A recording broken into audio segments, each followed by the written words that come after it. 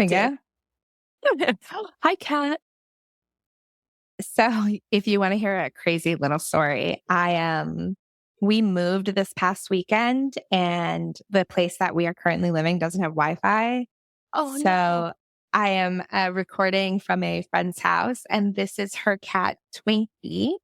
Hi, Twinkie. Do you want to come say hi?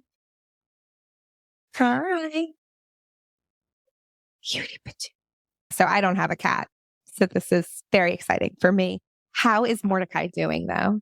So Mordecai actually passed away after I know, it was truly devastating. I was really afraid that you were going to say that. And I was like, don't ask. And then I had to know just that he was okay. And then Yeah, it was like a whole thing where we brought her to the vet and the vet was like, oh my God, she has a bunch of eggs. And we're like, she has never laid eggs before. It's been 10 years. What do you mean she has a bunch of eggs?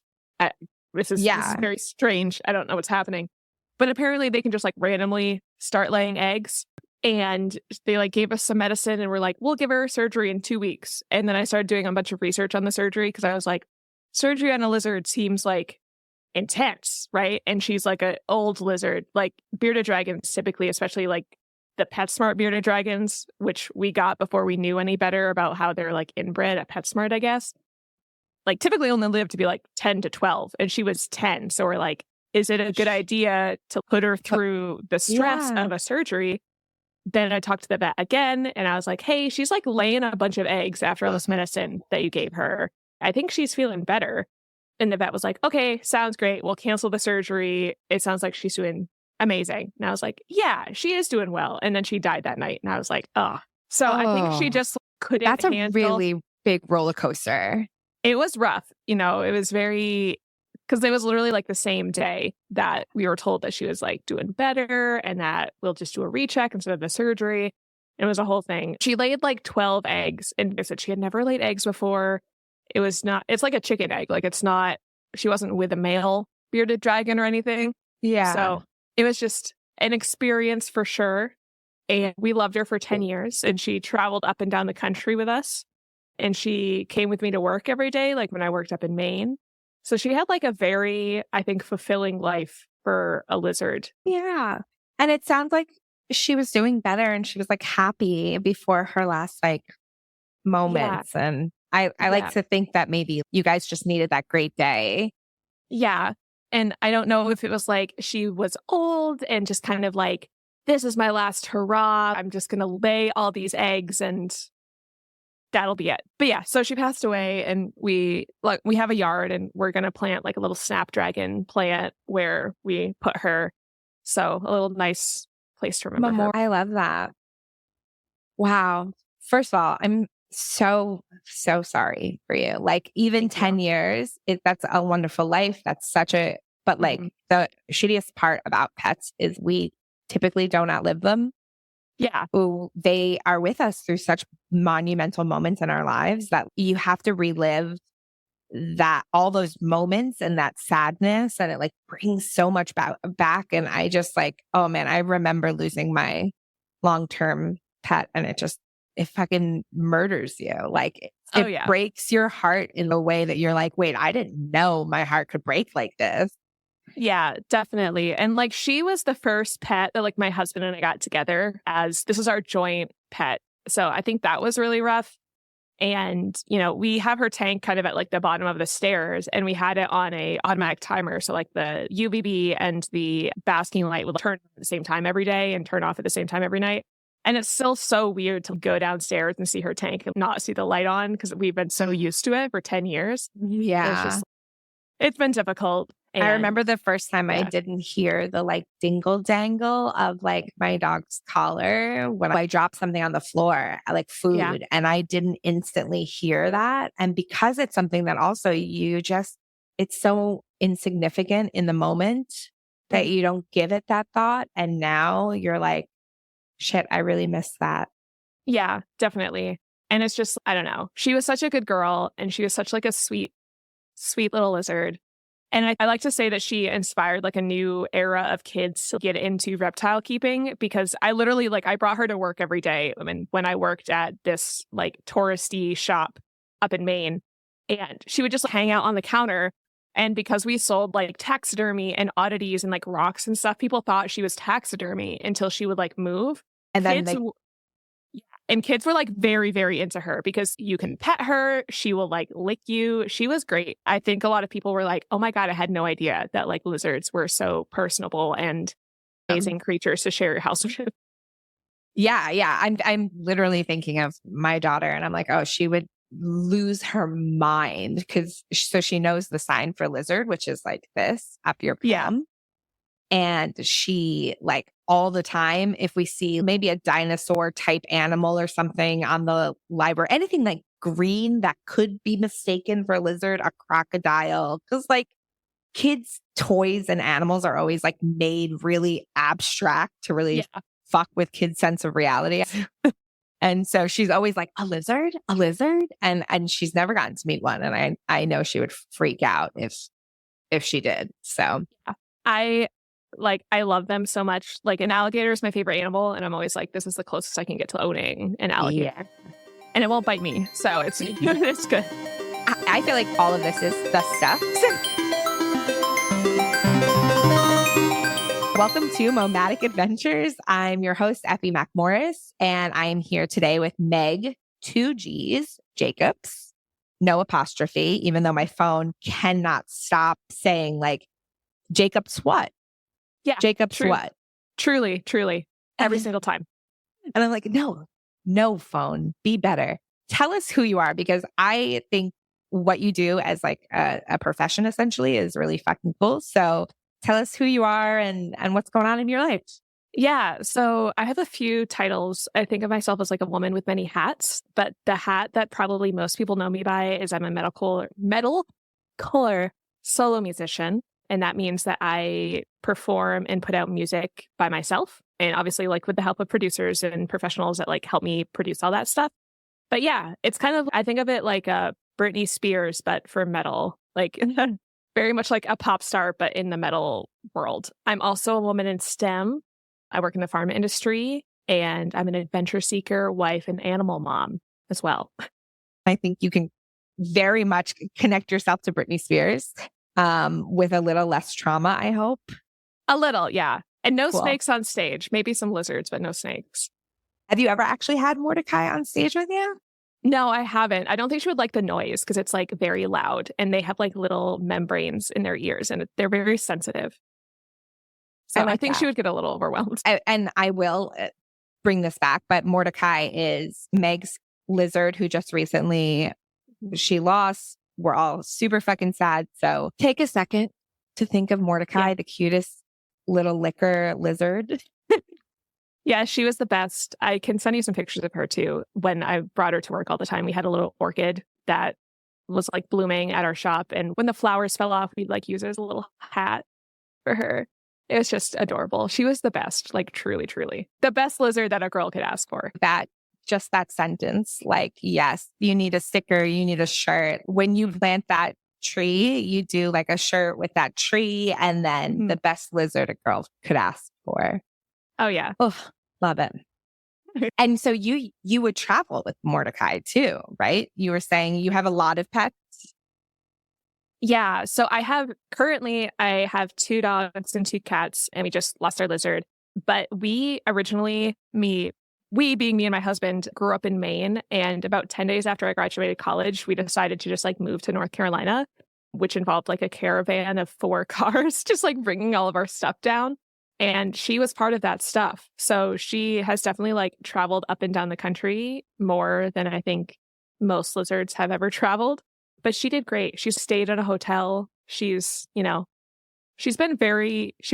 She had to like stay in a little tank while we transported her. And another thing is lizards really need like a pretty consistent temperature for them to survive and thrive, really. And in both Maine and North Carolina, we get a lot of weather events where our power gets knocked out. So we always have a supply of hand warmers on standby in case it gets too cold in the house and the lizard can't produce her own heat, obviously, because they're cold-blooded. And we have no power, so our basking light isn't on. So we just keep the tank warm with hand warmers. And when we were traveling with her, that was the suggestion, is keep hand warmers on hand so she can be nice and warm during the transit. I love that. So if anybody is traveling with their lizards or their kids who are like constantly complaining that they're cold, those hand warmers are great. They like pop, right? You keep them or like kind of like how ice pop packs in school days. They like become cold when you activate them. Yeah. So there's two different kinds. There's the ones that you can buy like Walmart that are just once they're exposed to air, like a chemical reaction happens inside the pack. And that chemical reaction gives off of heat and it lasts for 5 hours, I think, or something. Wow. And then there's another one that's like a gel base and there's a little metal disc inside of it. And you snap the metal disc and it causes another chemical reaction that will heat up the gel. And that one's reusable because you can boil it and the gel will melt and you can cause a chemical reaction over and over again. It's pretty cool.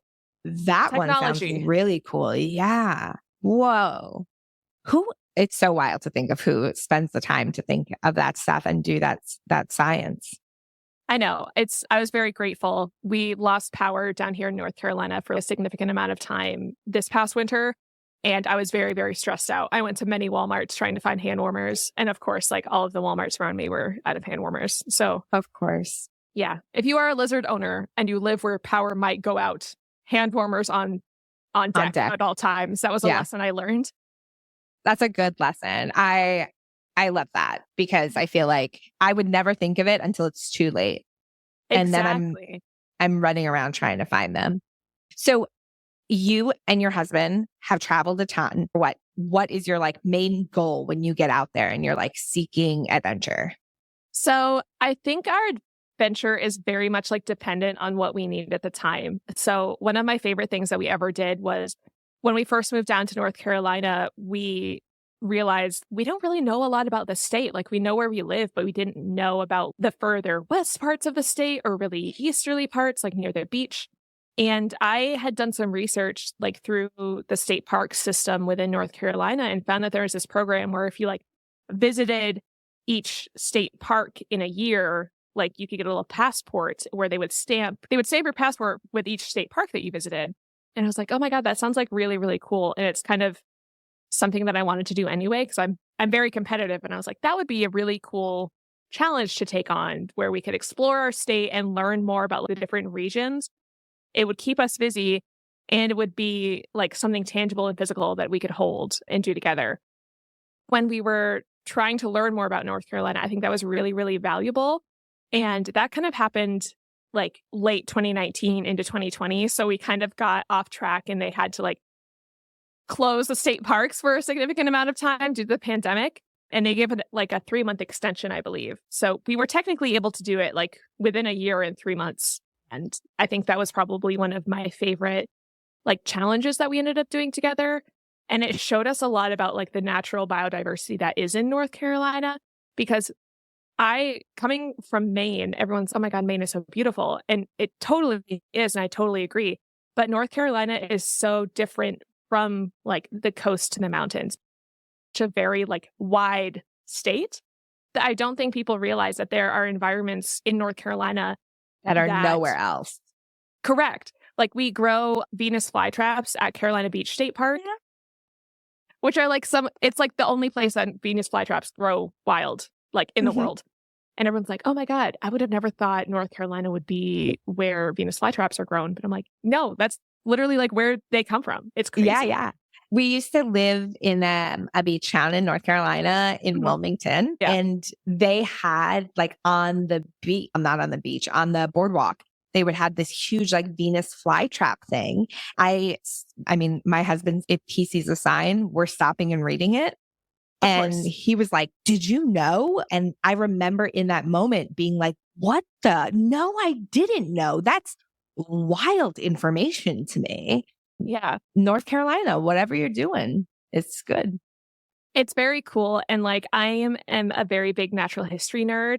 And something that fun fact, the Appalachian Mountains are older than bones. Like they were formed before like the chemical composition for bones were formed. And all of the sand that's like on the East Coast. And if you look at a map of North Carolina, they have these like outer barrier islands. All of that sand is just runoff from the Appalachian Mountains. Like all of that stone is breaking down, creating sand and going down the coast and slowly like moving further and further south due to like wave action. So it's, what is it called? What was that thing? Oh my goodness. I can't remember it. And I'm going to sound so stupid.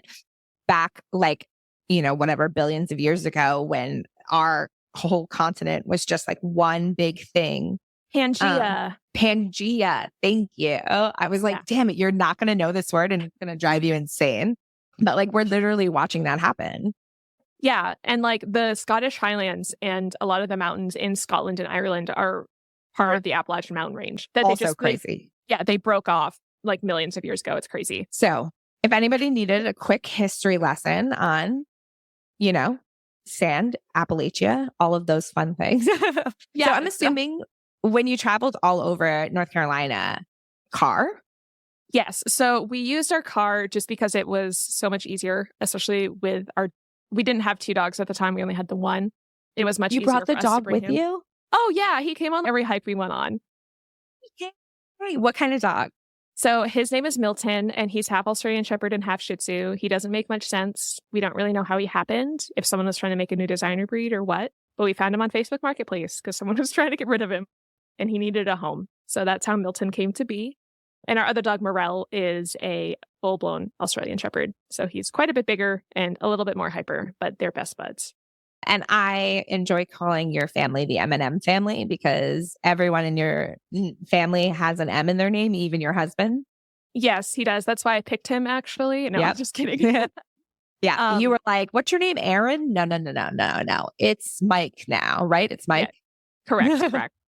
And like that didn't happen on purpose. It just kind of like started and I'm like, oh, I can't end it now. Like this is forever. I'm kind of locked in. Yeah. And we have Moxie is my cat, one of my cats, and then Malachi is my other cat. So cute. So cute. And I want pictures of all of them. I'm going to put them in every advert for this or whatever that I make, every marketing thing.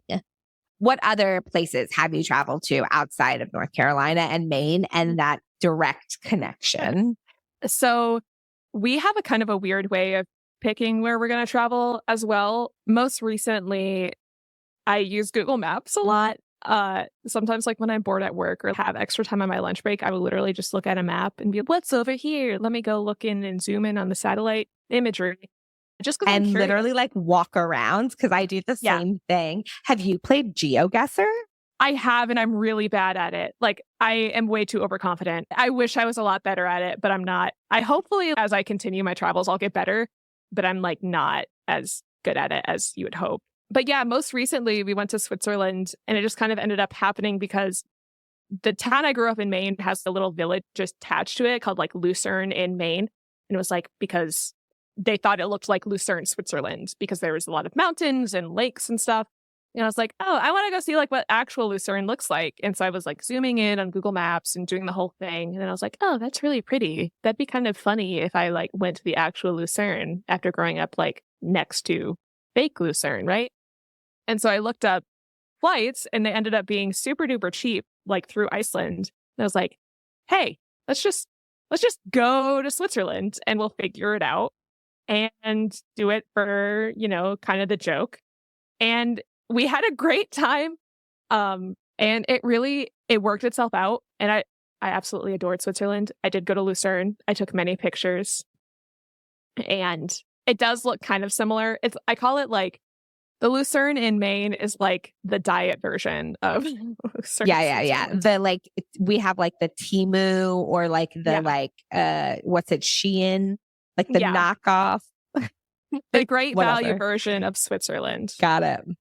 But yeah, it was really cool. And another way that we'll travel to is for my husband's birthday last year, I knew that I wanted to gift him a trip, like gift him someplace like an adventure that we wanted to go on. But something about me and my husband is that we will talk a lot about doing these things and then never really commit because we're so like, oh my God, but what if we could go here? Or what if we could go here? There are too many ideas floating around. So I said, hey, pick 3 places that you want to go, like just general places. So he picked Iceland, Italy, and Ireland, the 3 I's. And then we used a random number generator. So we assigned like Iceland was number 1, Italy was number 2, and Ireland was number 3. And we said, okay, Google, show us a number between 1 and 3. And it picked number 2. And so we went to Italy. And that was probably like the easiest way to decide when you want to go to so many places is to just like limit it and then have a random computer like pick for you. Make the choice. Love it. I also think you asked it to do something very literal and it did that. So like the only number between 1 and 3 is 2. So like it was always gonna pick 2. Yeah. I mean, I was kind of hoping he would pick Italy, and I didn't try to rig the game. You just the universe wanted that to be the case. It did. And we also we flew through Iceland for that flight. So I was like, it's a twofer. You know, we got 2 out of 1, 2 out of 3 for your birthday trip. Yeah. That's an A+ trip there, I think. Now, you do travel with children occasionally, correct? Yeah. So recently I traveled up to Maine with my sister, her mother, and her son. And that was kind of a family trip. My husband didn't come on that one because it was more of an emergency. Everyone get together and go do the thing. And so, yeah, I travel with them. And I also travel a lot to see children because we have children that we are related to literally all over the country. So if we want to go see them, it's an event. I love that concept because for those kids, don't they get so excited? Do they call you Aunt Meg or do they call you Aunt? Like, what's your nomenclature? Yeah. So either Auntie Meg or Auntie M. It depends. Auntie M. Ugh. Yeah. Auntie M is so cute. I can't even.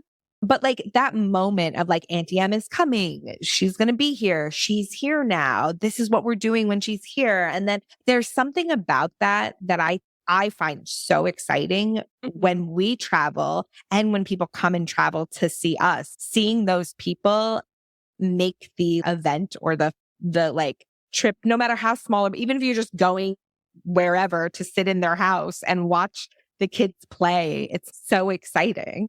Yeah. And I think especially for our niece and nephew that are currently up in Maine, I get to see them grow up in increments. So I'll see them 6 months here and then another 6 months later. I'm like, oh my God, you grew so much. And I get to hit these different stages of development. And it's really interesting too, because I am not someone who is super comfortable around infants. And even when I was a kid, I was very anxious and nervous. So seeing them kind of grow up and learning how to interact with them as they've aged has been, I think, really valuable. And whenever we go and see them, I really enjoy it. Whenever we're traveling out of the country as well, we try and buy them a picture book that is made in that country so we can bring it back to them and read it with them. And obviously our most recent trip was Switzerland. So we brought them a book about a cow that travels around Switzerland. And I think they really enjoyed it. They most certainly did. That is so cute. And I love that idea of a book. I'm constantly stressed out because my kid likes books, but there's, especially picture books, they're so big and they take up so much room and we travel. So we're big fans of the library for that exact reason. But I think kids who have access to having a library, and having those memories connected to the books, my daughter for sure can connect certain books to certain people who have read those books to her more often. And so that book forever now will be an Auntie M book yeah, definitely. That's so fucking cute to me. I love that so much. I think I want to kind of share the cultural experiences that we get overseas with, our friends at home that haven't had the opportunities to travel the same way we do. And obviously, traveling overseas is much harder with children because it takes a lot more effort. So we're okay, this is going to be our way to kind of bring this to you. So we brought them a book from Italy that was a classic children's book in Italy.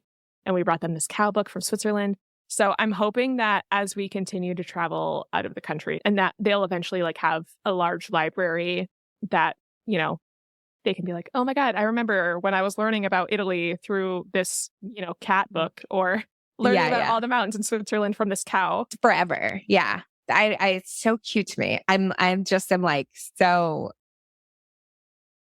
trying to think of what I'm thinking and all I can think about is what books link to memories for me. And I'm thinking of this, do you remember the Amelia Bedelia books when you were little? Oh yeah. Yeah, definitely.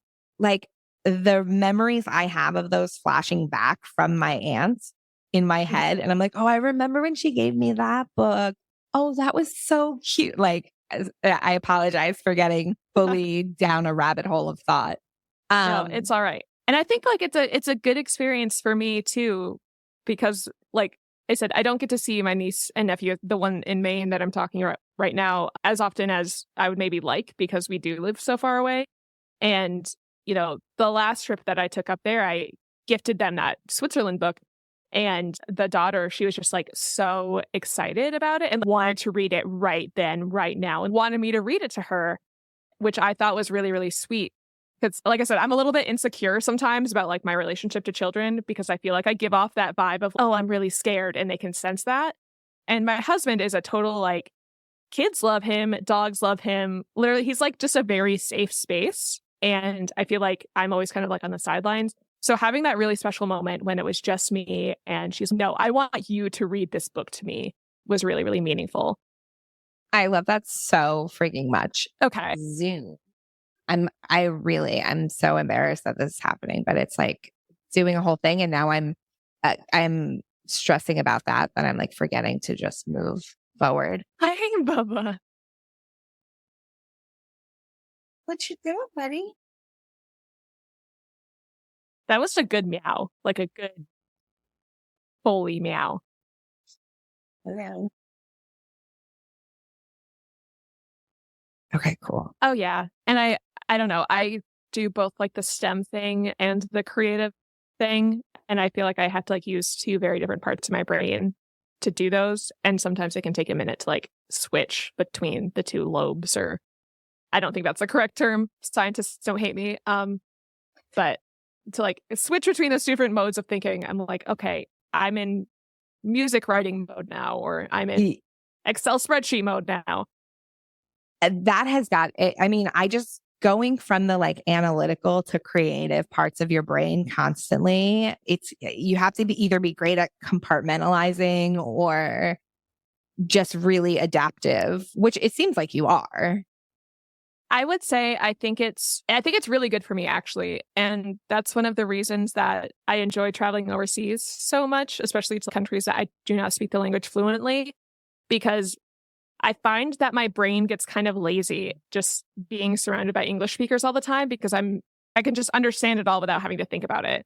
But if I'm like in Italy or Switzerland or Germany or something and I'm hearing German and Italian and French, I'm just constantly having to translate between four languages, and it keeps my brain working on overtime, which to me makes me feel more alive and like more awake and aware of my surroundings and like what I'm doing. So that's been like, it was something I didn't expect because I expected, you know, to be really kind of, I don't know, scared or out of my element. But it was something that I found really just relaxing. I was like, I can take a minute and breathe and listen and understand rather than just immediately hearing the information, understanding it, and moving on. Oh no. Having a conversation like fluently in French or Italian or German or any of those languages where you have to be like, okay, what are you saying?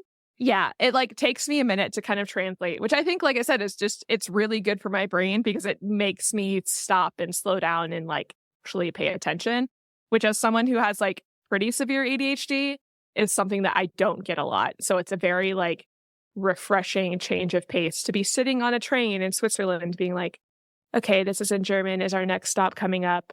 That sounds right.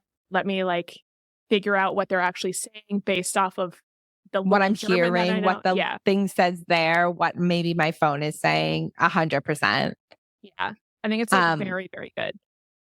I recently, for my daughter, when she was born, started learning ASL.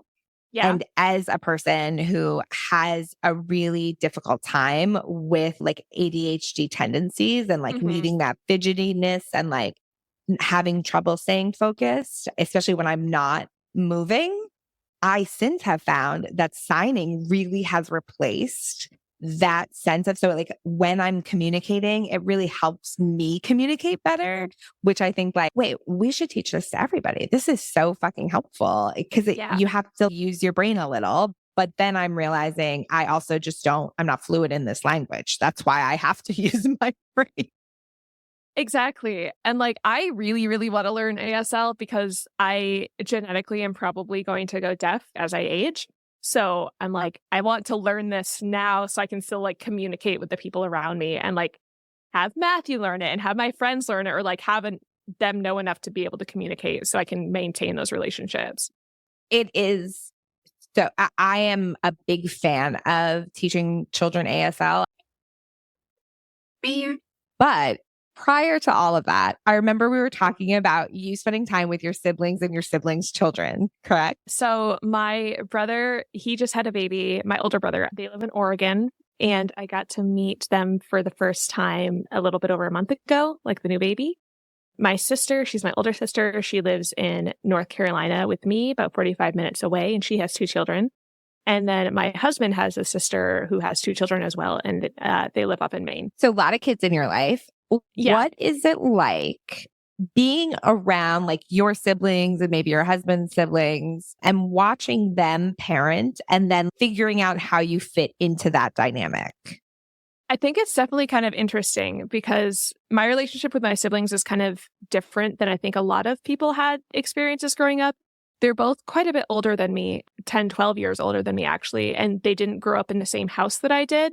So I didn't really have a lot of that interaction with them as a kid because they were either, in high school or college or out working or something like that.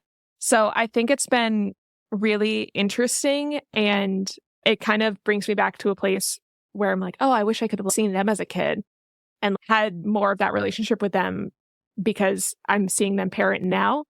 And I like to say that like my husband and I have known each other since we were like 12. So I've obviously known my husband's sister since that age too. So it's like I also kind of saw her grow up.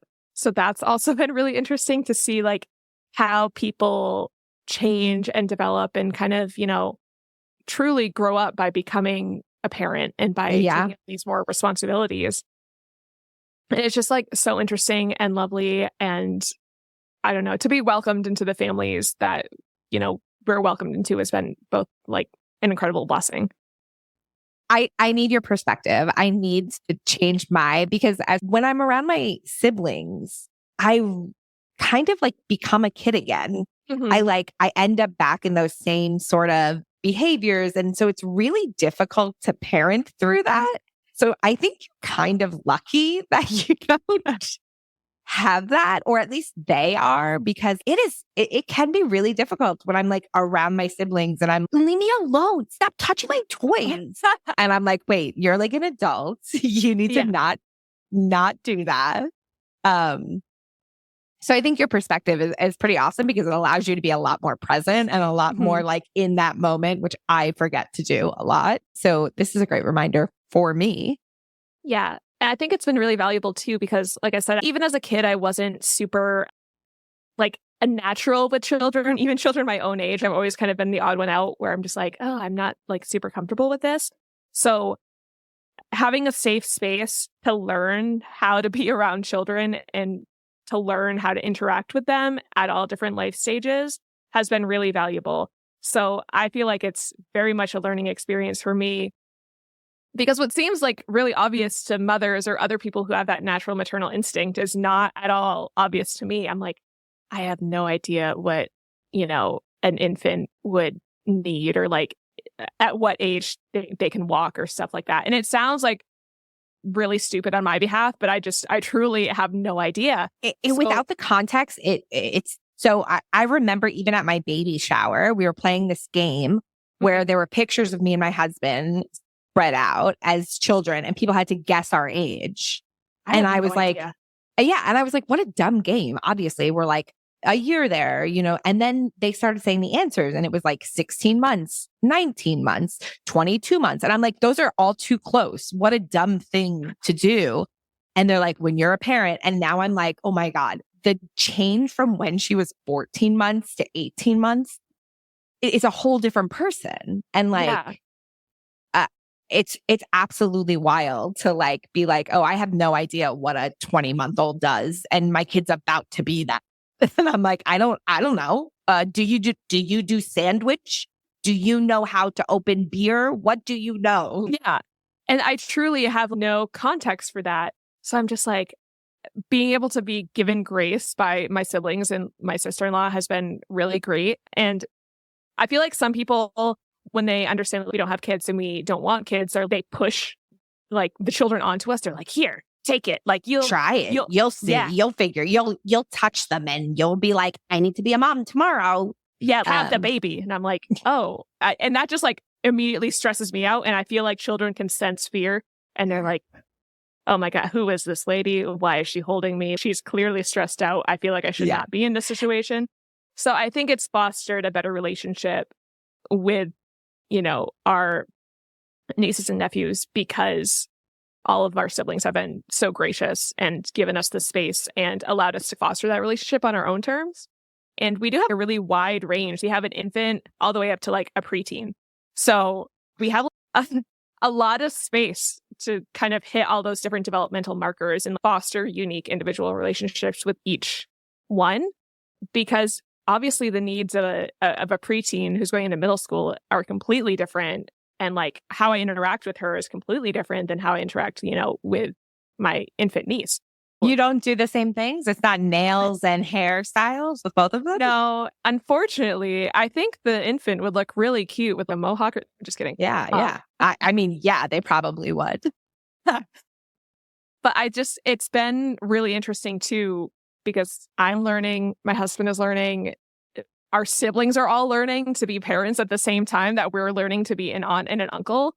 It's just, I think it's been like a really valuable experience that it has added a lot to my life. And I'm very grateful to have those relationships. So I had a conversation with a friend of mine who had a kid and then was sort of complaining that his brother hadn't gotten more involved in the kid's life. Mm-hmm. And I was like, here's the thing. You made the choice to become a parent. Like they didn't make the choice to become an uncle. So I think there's a level of like, as a parent who wants to bring her kid with her everywhere, who wants my siblings to interact with my kid, how can I support a childless person in fostering that relationship? What you say you're nervous, you say you have these already things that can kind of, kids can sense similar to dogs and cats. They're like, ooh, why is this person holding me by their fingertips and won't actually hug, like how can we support childless people in feeling comfortable with a kid who's traveling, who's out, who's in the spaces that you frequent? What advice would you give to parents? I definitely think like letting the childless adult like kind of lead the interaction and not forcing your kid on them if they're kind of uncomfortable is really helpful, because like we talked about, I think forcing what you think is a great thing on someone else can be like really triggering their anxiety, or like maybe like they get freaked out and don't know what to do. And something that I think is also really interesting is I think everyone has a really different and unique family dynamic. So for example, I was incredibly close to my cousins growing up, which meant that I was very close with my aunt and uncle. But my husband, he has a larger family than I do and wasn't necessarily like close to them because his cousins are not in the same age range as he is. So I think everyone kind of has a different expectation of what a relationship between an uncle or an aunt and a niece or a nephew might look like. And so trying to define that for ourselves has been something that's really interesting, especially because we are pretty far away from all of our nieces and nephews. And I think it's one of those things that we understand is really special when we do get to see them, establish those boundaries just from working together and from them allowing us to take the lead. And especially as the preteen is getting older, she's telling her mom what she wants to do with Auntie Megg. And she's the one saying, hey, this is what I want to do with you, versus kind of just being tagged along with whatever action is happening. So I really love the idea of giving the childless person the I'm constantly trying to advocate for my daughter's autonomy. I think we sometimes forget that adults too need to be respected. And I have very much seen the parents who are like, oh, your aunt's here. Here you go. Here's this kid. Hold this kid. I got to take I said it the other day. My mom showed up and I literally like threw my daughter at her and was like, I got to go take a shit. Like, I need a Donna. minute. Like, And my mom is very, yeah, of course. But I think there's definitely a difference. And I think like very often when we're out in public, I so often want my daughter to be allowed to take up space. But I also want to foster a level of respect because other people are out as well. They want to enjoy this space. And so you running around and screaming and hitting chairs with spoons while they're trying to eat doesn't really foster a level of comfort for them. And being aware of that and having compassion and empathy for our neighbors and our community and the people around us or whatever is really important to me. But like, I forget, I genuinely forget that I also need to advocate to her. I'm thinking of a specific situation in my head too, and I'm trying to make it about humans. But my daughter wants to pet our dog so bad. She wants to love Tilly. She is like, I want to lay down with you. I want to hug you. I want to snuggle with you. And Tilly growls and, yips at her and is like, stop. I don't want that. And so we're trying to teach her, like, you need to respect when Tilly says no, just like when you say no, and we respect you when we do that. But it's really difficult to teach that because I just want to pet that dog. I just want to hit that chair. I just want to like make noise. And I appreciate your perspective because I think it's really important. Yeah, definitely. And I think like too, there's been such an education recently on, this is kind of off topic, but like dog body language and how dogs like communicate their stress, that it's made me a much better dog mom. Because I can be like, oh my God, like you're showing signs of stress now that I didn't understand were signs of stress in the past. Like their eyes wide. Their eyes wide and the mouth open, like they're trying to yawn or something. Now, when I see my dog do that, I'm like, okay, Tilly needs space. She's going to her bed. She's in her safe space. Like trying to teach. But then at the same time, I'm like, Tilly just wants to play and you're bad at playing. Yeah, so like, you don't play how Tilly wants to play. Yeah. Like no offense, Poppy, but you're like a bad dog. Yeah. You don't do dog well enough. No. Yeah. And I'll notice that I do some of those like kind of self-soothing behaviors too. If I'm really anxious, they just look different because I'm human. So I'll like play with my fingers or like cover my body a little bit. And I'm like, oh, we're all just animals. We're all just doing the exact same thing. And I think that people are becoming more aware of what anxiety or like those stresses can look like in other people too. So if I'm like super duper stressed out and exhibiting some of those behaviors that I'm not necessarily noticing, like my sister or my brother can be like, okay, this is probably, she doesn't really want to like interact with like a loud screaming child right now. Like that's probably going to be too much. So being aware of and being able to advocate for the childless human as well, to say like, Auntie Megg needs some space. And so we're gonna go sit over here and do whatever. I think could be really helpful. I also want to say, I think so often I do that through her talking. And I'm thinking like, as a childless person, do you appreciate that? Or are you like, you can just speak to me. You don't have to speak to the kid.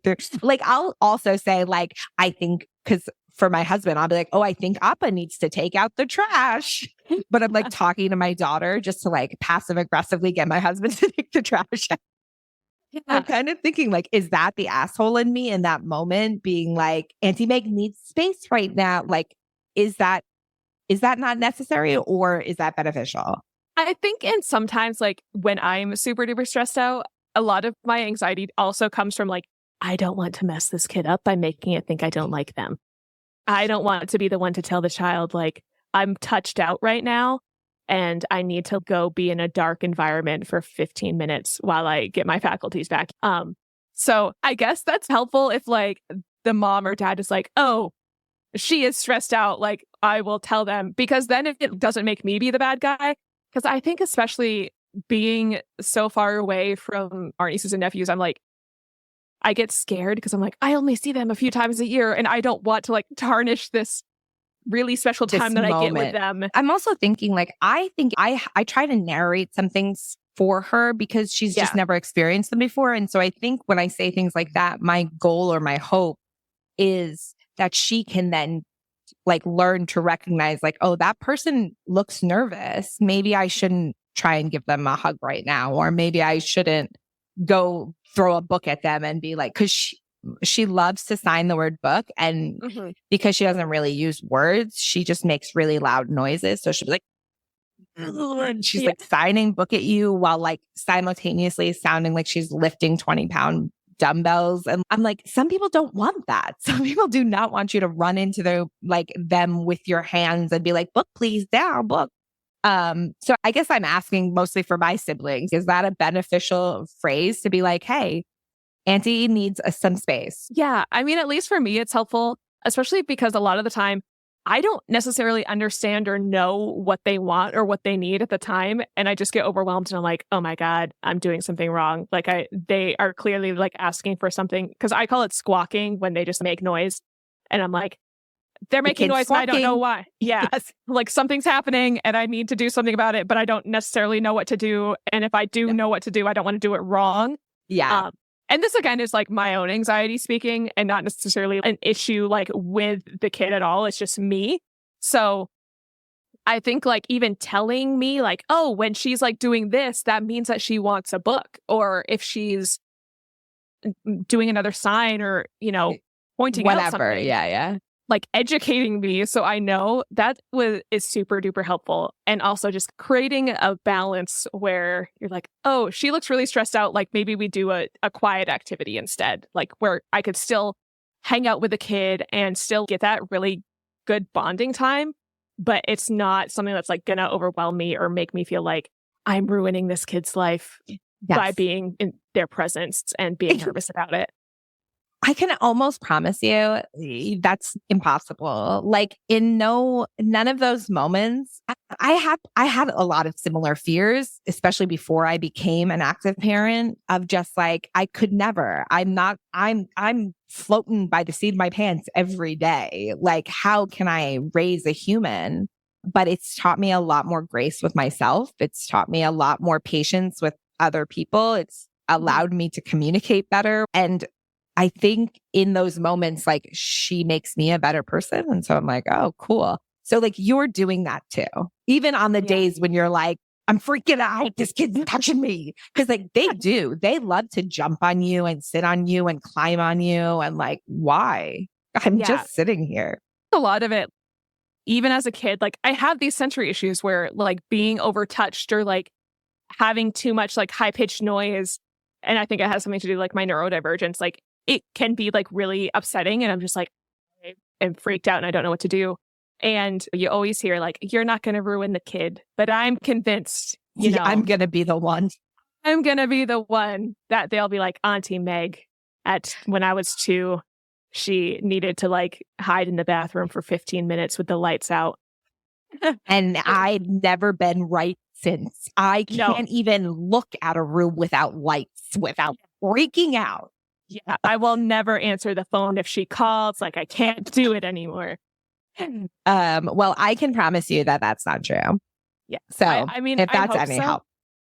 And I think like it's kind of interesting, I don't want to like conflate the idea of like raising a puppy to like raising a human, because they're obviously like two entirely different things. But when you're like raising a dog, because that's the only thing I have experience with, I'm like, oh my God, like literally every single action that I take is going to impact my dog for the rest of its life. And I think I would have that same anxiety. And I do have that same anxiety like with my nieces and nephews. Of, like, and I think it has a lot to do with like and I think a lot of, I don't know, it's like appropriate to say, but like where I'm convinced that like I'm the main character of my own story, right? And I'm like, oh, this action is so important to that child or so important to that dog that it's going to like ruin them or forever or affect them forever. Yeah. Right. And it's like, it's not. And are you like a Dawson's Creek main character? Is it always coming back to you? Or are you like in The Office where you're like a Michael Scott or a Jim where like you have a storyline, but like, the other people's storylines and they just kind of connect? Or like, what's your movie? So I have never actually seen Dawson's Creek. And I feel like as someone who lives in North Carolina, that's a problem because I've been to Wilmington and there's a lot of Dawson's Creek stuff there. And I'm like, I have no frame of reference for any of this. Nothing. Yeah. So based on that, I'd probably say The Office. I was also voted on Friday, like, second most likely to survive the Hunger Games in my office. So I'm like, that's pretty good. And I was told it was because they're like, you have no fear. And that, I literally cracked up laughing because I'm like, bitch, You guys don't know fear. Me. Yeah, I'm yeah, like, yeah. I am constantly afraid, like, just all the time, just constant fear. Like, that doesn't mean I'm not going to do it. Yeah, right now I'm scared of you, man. Yeah, I'm just terrified all the time. That's called having anxiety and just like just generally being scared. But I'll still like do the thing. I'm just scared the entire time. Yeah. So I guess maybe I'm a Katniss. I know how to like shoot a bow and arrow. That's helpful. Oh, that is helpful. I could easily see that being a reason to say that you could handle being in the Hunger Games. Yeah, I couldn't do that. Also, growing up in the middle of nowhere, like it taught me a lot of like survival skills, and I feel like I can navigate my way with a compass and stuff. So I feel like I can't. That's not to say I can't. I couldn't do it well. I'd need to practice a lot more. But you have this exposure to sort of city life, living in, and then equally living in a more rural area. When you vacation, what's your like main goal? Like, what are you looking for to satisfy? Do you want to get that like off the grid? I need a bow and arrow. I need to go fishing. Like, I want to lay on rocks on the ground. Or are you like, I'll go camping, but like, let's have a cabin with AC and. So I think it totally depends on what my mood or my need is. I like to go on 2 major trips a year. Like that is my ideal. One is what I call like travel, like capital T travel, like going to Rome and seeing the Vatican City and like doing those like really big cultural things. And then another is a vacation where I'm just sprawled out on an island on a beach.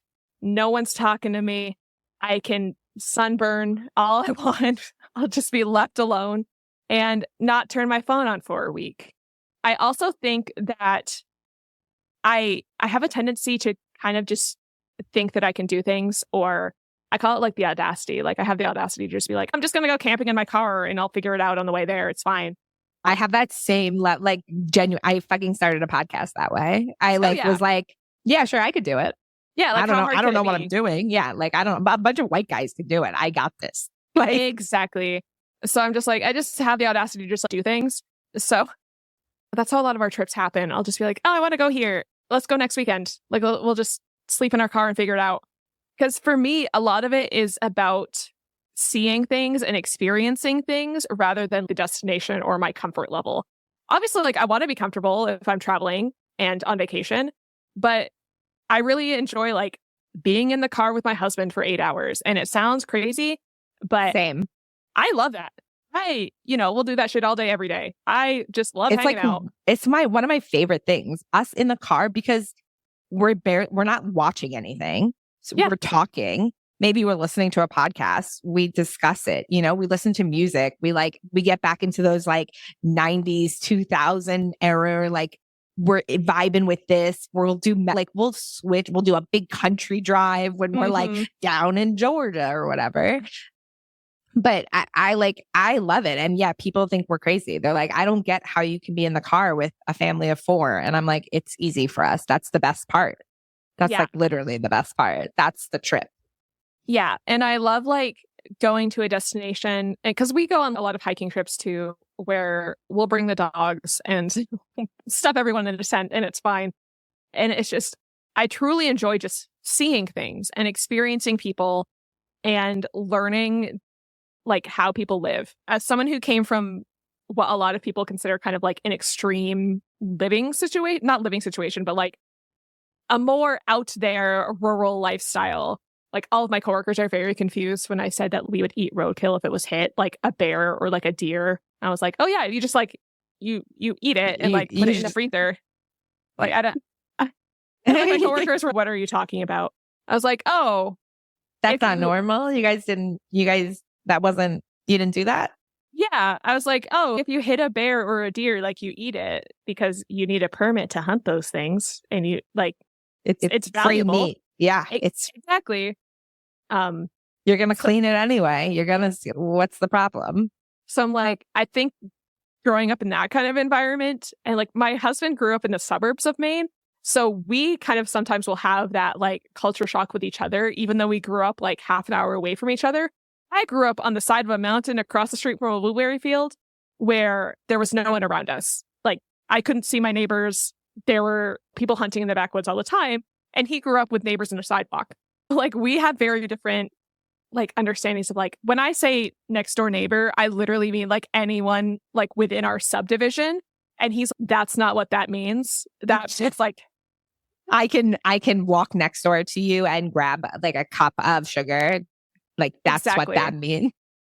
And to me, I'm like, oh, my next door neighbor can be like a mile away from me. So that means that everyone within a mile radius of me is my next door neighbor. That is absolutely wild. That's so far. And it's kind of crazy too, because I think like we had very different experiences growing up. And it's interesting to see that with my sister's kids and Matthew's sister's kids, because Matthew's sister's kids are literally like across the street from where he grew up. Like his parents live in the same house and his sister like bought the house like one street over. I want to talk to him and hear all about what that's like for him, because to honestly, and to his siblings, to parent in a house or near a house that you were a child in, like, whoa. Like, oh man, that sounds tough. And you want to know the crazy thing? My younger brother just moved in to a house that's like the next street over. Like they all live. We would call them neighbors. That's a next door neighbor. Yeah. So now my brother is part of this like compound in this tiny town in Maine. And I'm like, what is happening? At least I only have to go to like one spot, I guess, to visit everyone. But I'm like, I don't know. It's crazy. Yeah. But I grew up like literally in the woods. Like I would go out back and be unsupervised and just like wander in the woods for a long time with my dog and like pick blueberries and pick raspberries. And we gardened, and like my dad had a boat. So you'd spend a lot of time on the boat every weekend. And Matthew's, what are you talking about? That's not life in Maine. That's a different, you're talking about something else. Yeah, that's a completely different thing. So I see my sister who loved that lifestyle that she had so much growing up in Maine and like being on the coast and being in kind of a rural environment. And she brings her kids to Maine every single summer so they can have that experience as well. Because we have like a family camp that's like, when I say camp, it's not like a lake house. It's like a plywood structure with running water half the year. And she'll like bring them to that and be like, hey, this is what it is. This is Maine. Go wild. Lay on the lake. Do like all of those outdoorsy things and really enjoy it. And it's been such a joy to see like her kind of bring that experience to her kids and show the next generation how we grew up and how our family kind of created all of this. Because, you know, my grandfather bought the camp and built the camp up in order to have his grandkids come and use it year after year. Wild. Yeah, it's really, really cool. That's like, that you're right. You are in a movie, and that is, I own the screen. This is now mine. I own the rights to that, and I'm going to write that movie. So thank you very much. You're welcome. So what I'm going to do is I'm going to let you ask me a question if you have one. Sure thing. Let me think. What has been your favorite destination to travel with, like as a family, and why? Okay, so I think up until today, I probably would have said New Orleans.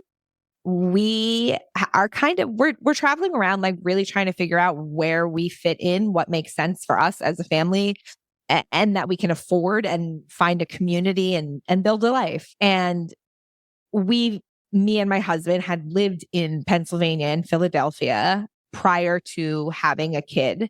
Yeah. And so we were always like, oh yeah, we love it. And so we're in Philadelphia now. And when I tell you, like today, we got up, had breakfast, went for a walk, got like local coffee and donuts, went to the playground, let our kid run around for like 2 hours, made friends. Like the fact that I can call a friend and be like, hey, I don't have Wi-Fi. Can I come record a podcast in your house? Like these are things that we don't typically have on the road. And there's something that like, it's hitting me right in my heart where I'm like, fuck, are we here? Was it Philadelphia the whole time?